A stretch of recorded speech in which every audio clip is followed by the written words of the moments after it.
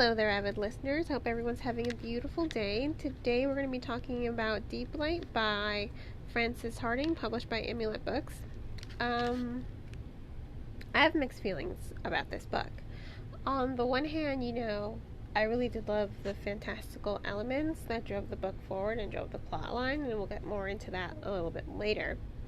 But I think one of the most off-putting things for me personally was Jelt's characterization. I understand it was, intentional. He's a very toxic person.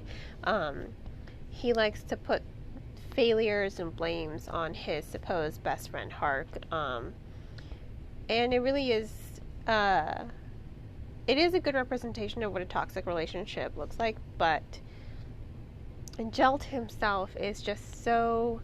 He's really self-centered, he's manipulative, he's cruel. There really is nothing redeemable about him. So pure and simple, I hated him. And I didn't have fun reading any of the scenes that were him. I just wanted him to just die already. So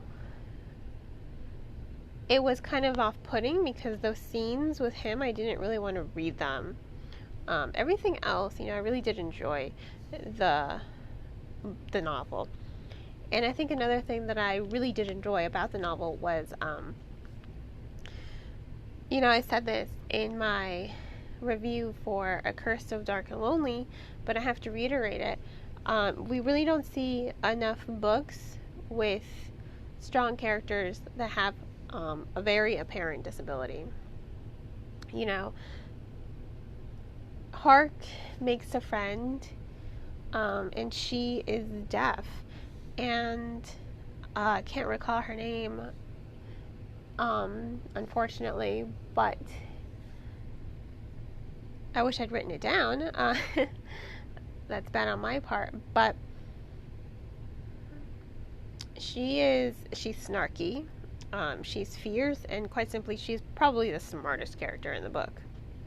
And she's smarter than Hark, she's smarter than Jill. She knows something bad is going on, and she's like, we need to stop this, but no one's really listening to her. And they're not really listening to her because of her disability. They're not listening to her because they want to profit from this god power that Hark has discovered.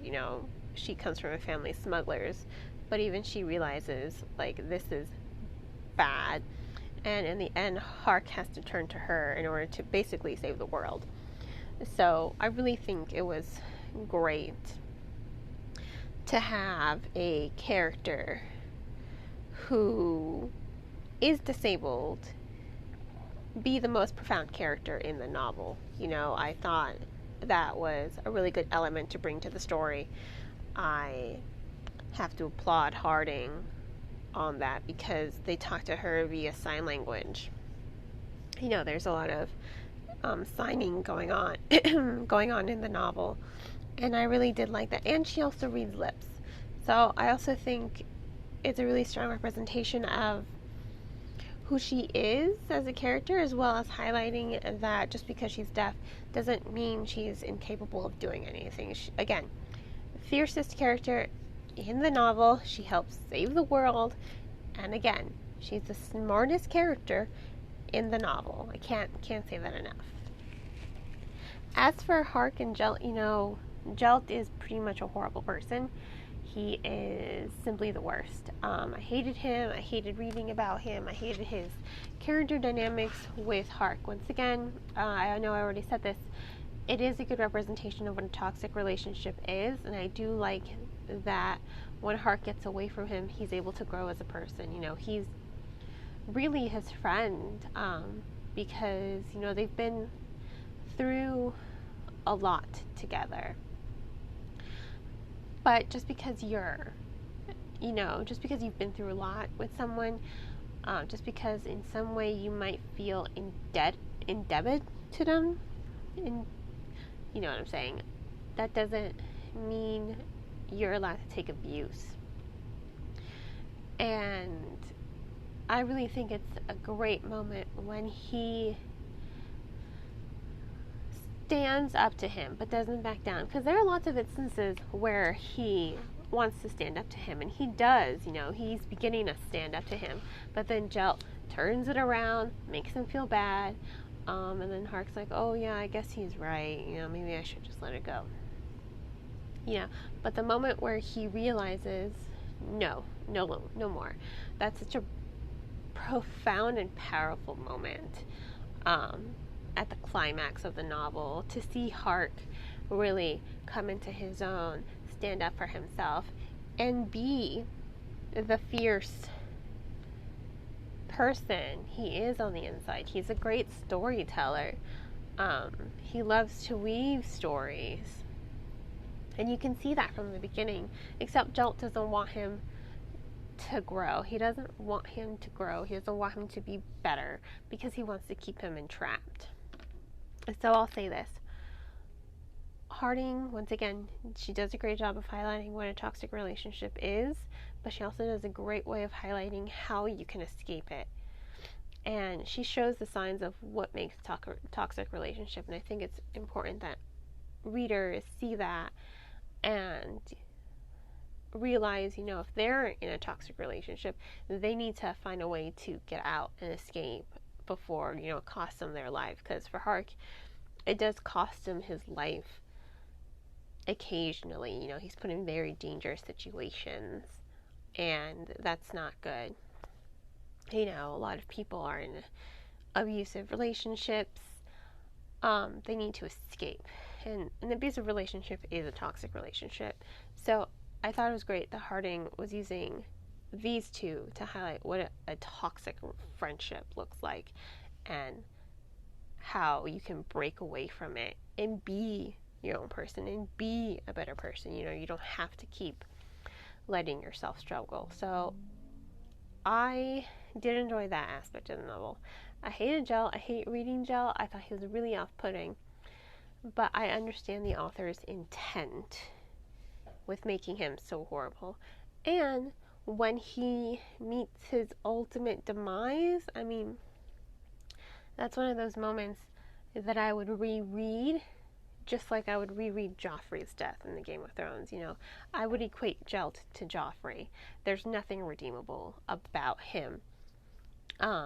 He is a cruel person. So, again, it's one of those scenes I would reread.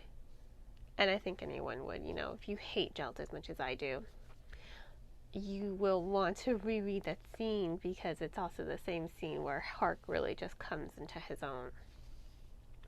As for the fantasy, I did enjoy the fantasy aspect of the novel. I thought what was really interesting is, there's this plane of existence underneath the sea. They call it the undersea.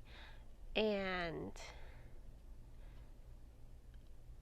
I think it's really cool that the gods used to live below. You think of gods, you think of them as living above you, omniscient in the clouds, like Mount Olympus. But I think the fact that they lived undersea, feeding and growing off of the fear from the people above land, it's really sinister. It has this really sinister, eerie effect, because now anything that's deep in a sea, they tend to be scarier, more alien looking, and you can't really see. The deeper you go into the ocean, you can't really see. It's really dark. It's really menacing. We really don't know everything that's going on down there, or everything that exists down there. We're still discovering it. So the fact that you have these godlike creatures living under the sea, it's really sinister, and I really like that, because it's definitely something I've never seen before. Never seen gods exist underneath. They only have ever existed above or on the same plane. You have sea gods, but they don't really live under the sea. They're in the sea. So I thought that was a really interesting aspect, and I would have liked a little more development of the mythology, because I thought it was such a great element into the story. We get tidbits of the mythology. how the gods came into being, how they died, and I thought that was really interesting. I really did enjoy that part of the story. I think I just wanted a little bit more development into it, just for my own benefit, just so I get to know the mythology. I think what would be really cool is if Harding comes out with, one of those little side books, Guide to the Gods of whatever. I think because, each island has their own gods, and a really nice depiction of these gods. I would really like to see some artwork on these gods. I'd really like to see some stories about them themselves. So I think it'd be really cool if Harding does that. But again, that's just my personal preference. Ultimately, I think it's a successful novel. There are bits and pieces that slow down. There's a long stretch of not nothing that happens. You're getting to know Hark's new situation. You're getting to know these other new characters that are going to be really strong players later on in the novel. But at first, they kind of feel like they don't lend anything to the story other than just being plot points. So at those points, the pacing of the novel does slow down, and makes it easier for me to to put the novel down. But once Hark discovers the heart of the god, once everything starts going, the pacing really keeps up a really steady momentum right until the end.